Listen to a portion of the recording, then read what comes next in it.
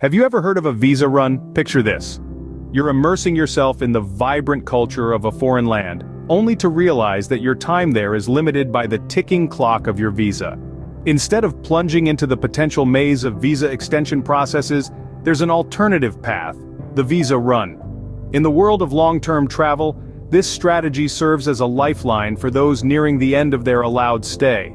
It's a journey to a nearby country, aimed primarily at resetting the visa clock, effectively extending your stay without getting tangled in the intricacies of local immigration systems. Now you might wonder why anyone would opt for a visa run. Well, there are a few reasons. First off, simple convenience.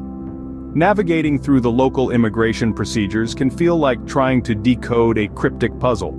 Visa runs, on the other hand, offer a more straightforward and predictable method to extend the stay.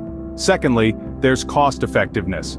Although travel does incur expenses, some find that visa runs are more economical than potential fines, or the uncertainties associated with visa extensions. Lastly, there's the lure of adventure. The spirit of exploration can transform a visa run from a bureaucratic task into a mini travel escapade, an opportunity to discover a neighboring country. However, like many aspects of travel, visa runs come with their own set of debates. Some criticize the practice, viewing it as a loophole that could be used to abuse immigration systems, or as a way for travelers to extend their stays without a deeper commitment to the host country. In the ever-evolving landscape of long-term travel, visa runs have emerged as a pragmatic response to legal requirements, striking a balance between compliance and the ongoing journey of exploration.